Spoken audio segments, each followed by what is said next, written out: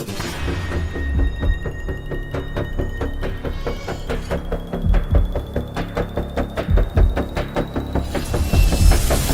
banker slides 2 unmarked bottles across a desk.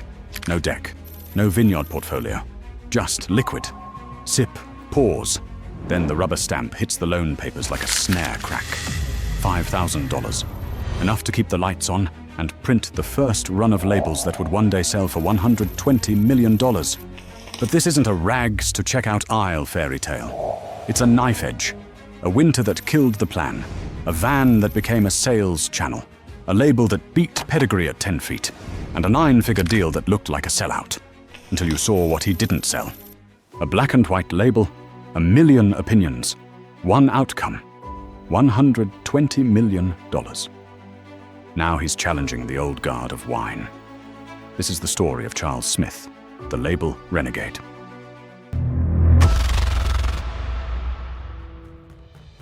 Before there was a winery, there was a manager, a guy running rock bands across Europe, learning the hardest rule in show business: build a following from nothing.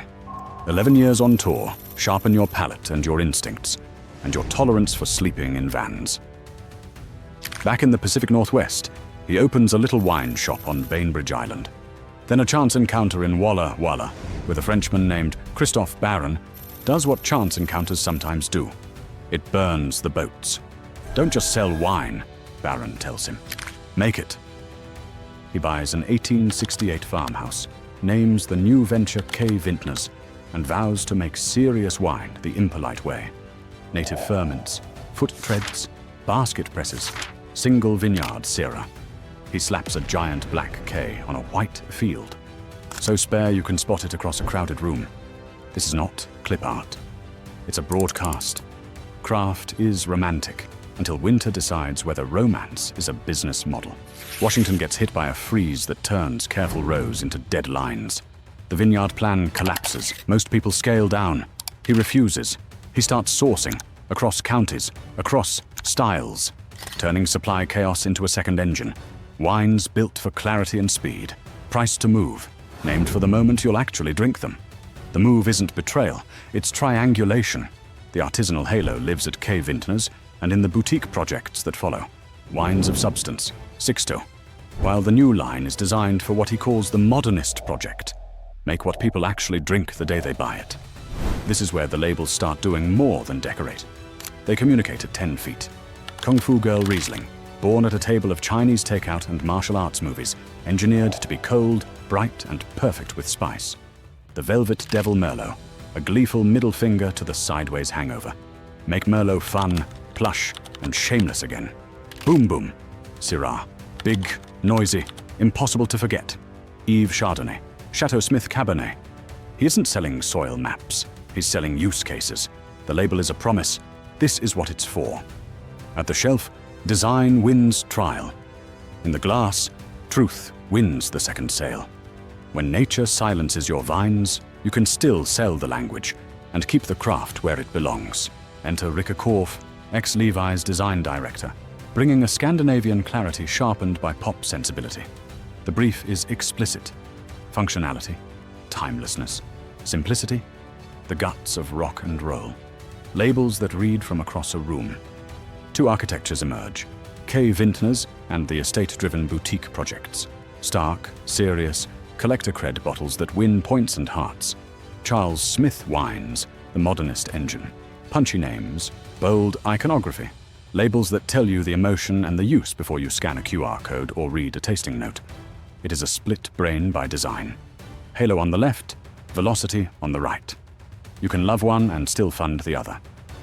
Fu Girl hits the exact gap the rest of the market left open. A modern American Riesling that's off-dry, ripping with acid, and sanity-priced. A weekday wine that wins wine spectator attention and stands in the top 100 without pretending to be German.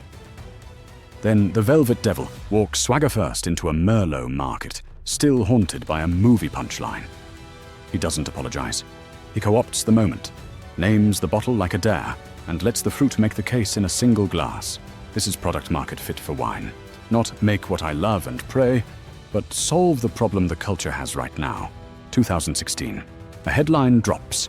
Constellation Brands buys 5 of his modernist labels: Kung Fu Girl, The Velvet Devil, Boom Boom, Eve, Chateau Smith, for roughly $120 million. Commenters scream sellout. Here's the twist. He keeps the premium core, K Vintners, wines of substance, Sixto, and stays on as consulting winemaker to guard quality on the brands he sold. He sold velocity, he kept voice, and then he builds the cathedral to prove it. Jet City in Seattle, the largest urban winery on the West Coast, a working floor with public windows. In 2021, he consolidates the retained labels under a single banner, House of Smith. The message is surgical.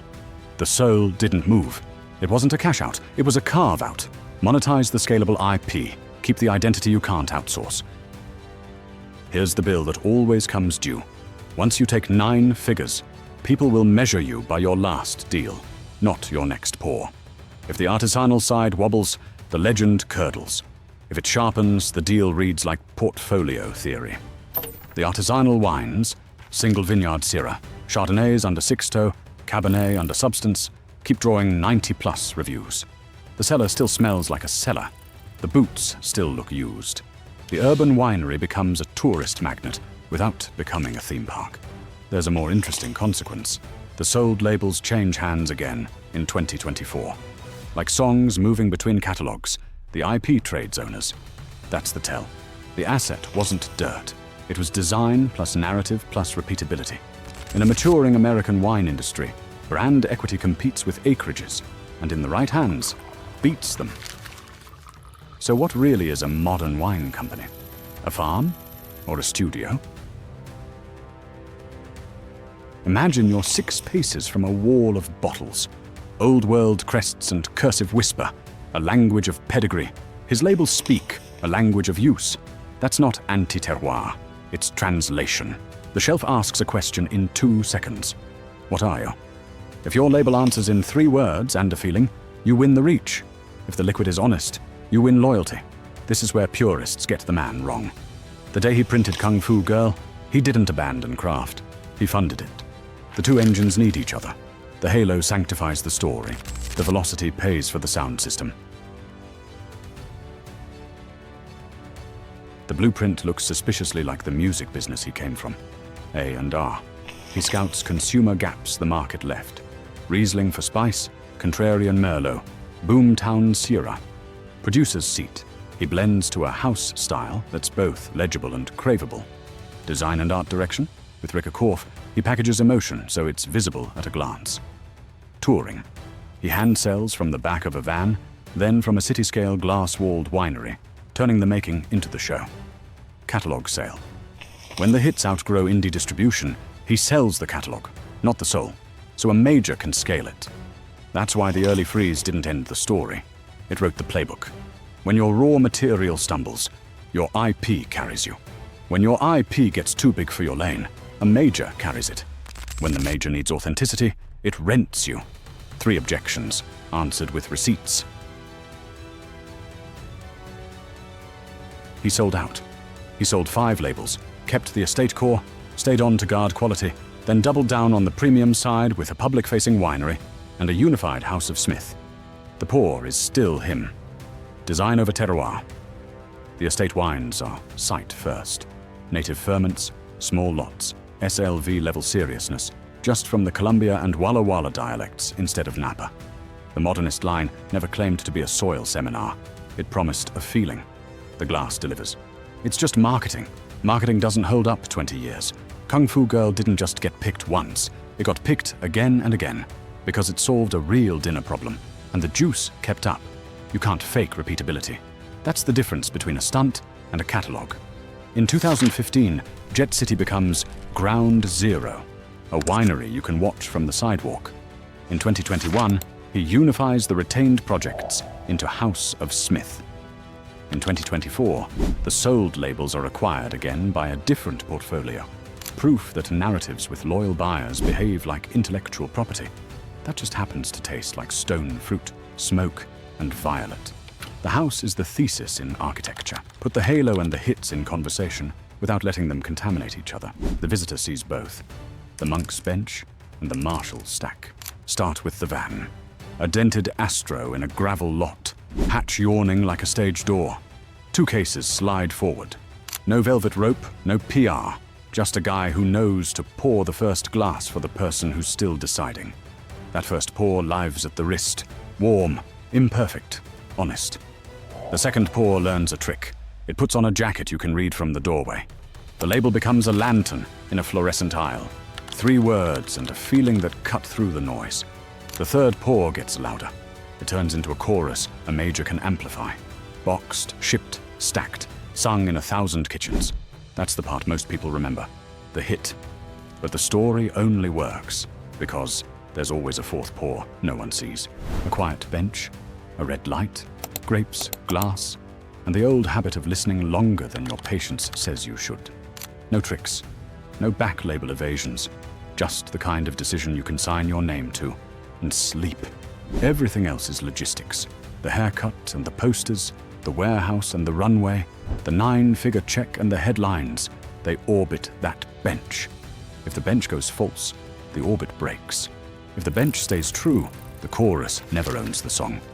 And that's the tell, isn't it? Not the billboard, not the press release, the back of the bottle. One word, where the fine print usually hides. Grapes. A small oath in a loud business. So keep the van in frame. It's not nostalgia, it's calibration. The label can shout at 10 feet, but at 1 inch, the wine has to whisper the same thing and make you lean closer. That's the difference between a campaign and a career, between a catalogue and a voice. He let the chorus go louder than he ever could, then kept the part you can't license. The van, the bench, the note that tells the truth.